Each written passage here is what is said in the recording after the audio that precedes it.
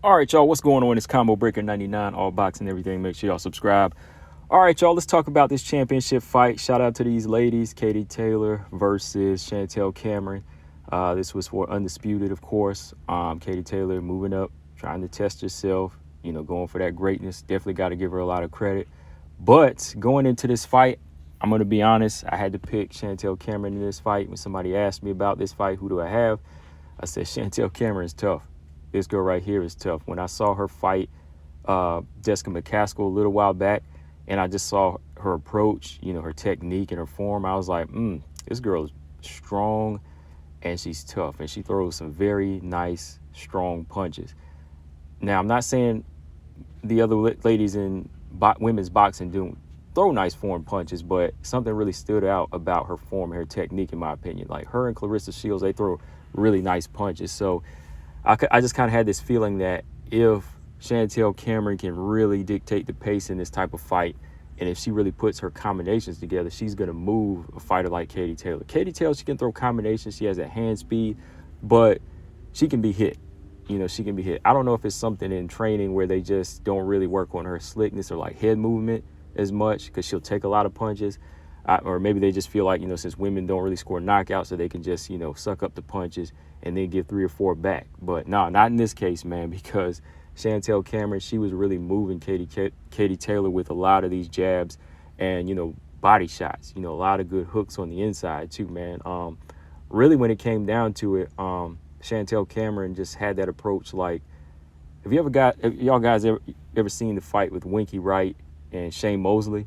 That's what this fight kind of reminded me of. You just had that bigger, stronger boxer walking down the good little boxer, with the head speed. Like, Katie Taylor wasn't like necessarily smaller in this fight, but she didn't look like tiny, but you know what I mean? When it comes to dealing with like a bigger, stronger fighter that throws good, strong punches, they can move you around the boxing ring with ease, and it's just going to be an easy fight where they can walk through your punches because they're so much more durable.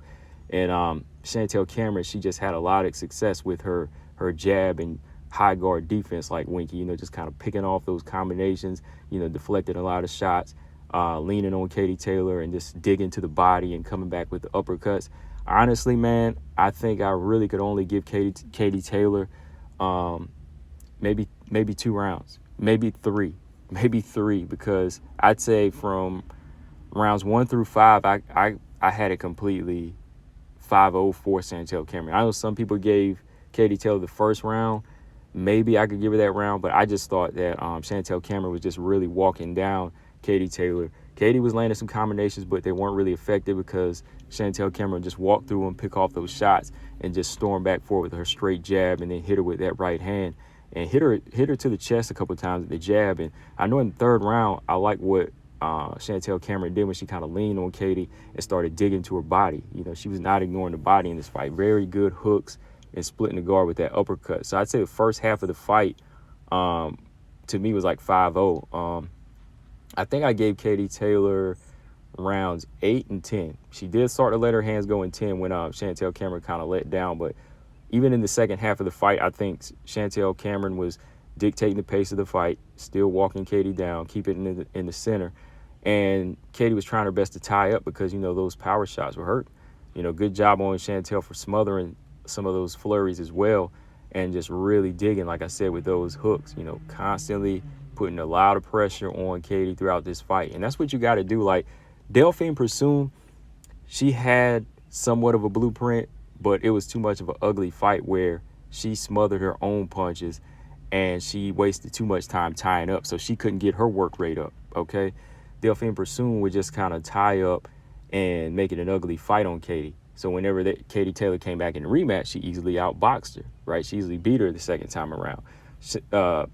Amanda Serrano definitely had a good game plan, dig into the body. I just think she kind of let up through the championship rounds, and she just let Katie land too much. And she didn't come back when Katie would throw combinations enough. She would dig to the body a few times, but she didn't stay as consistent. Chantelle Cameron, on the other hand, I think she was able to because she was bigger and stronger. Like I said, her form was a very, very big part of this fight. And she was just walking Katie down, staying in her face, hitting her with the harder punches, and just controlling the fight. Again, like I said, I don't know how one of the judges had this they have it a draw because this was a majority decision. Now, if they want to talk attempted robbery Saturday night, this is the fight. They were about to rob her. Even the commentators, they kept saying Katie's doing this, Katie was doing that. But I thought Chantelle Cameron was doing a good job of like hitting her with those singles at times, just moving Katie, and then coming back with combinations on the inside and just weathering a lot of those shots and picking off a lot of Katie's punches. I thought she did a very good job on that. So to me, it was unanimous. Like I said, I only gave Katie Taylor probably like 2 rounds, maybe 3. So overall, it was like 8-2 or 7 rounds to 3. But yeah, shout out to both of them though. Going for greatness. Katie Taylor's still a very good fighter. I think she's still a good boxer. I think this weight was just too much for her. Chantelle Cameron, I think she's where she needs to be right now. As far as what's next for her, I'd really have to look because, some of the women's boxing rankings, you have to really kind of pick and choose like who's really a threat at this point, like who's a really big fight. Like a lot of these fights, you have to see women move up or move down to make the best fights, like constantly. That's the thing about women's boxing. It's not as flooded as men's boxing. Like McCaskill will have to move up to fight Cecilia Brækhus, or she'll have to fight Chantelle Cameron, sooner or later. Clarissa Shields, she can move up and down and wait and fight some of these champions, but it's hard to stay in one division and just defend. Because even now, you see Amanda Serrano's fighting Heather Hardy again. Nobody really asked for that rematch, but she has to fight her again because it's kind of slim pickings.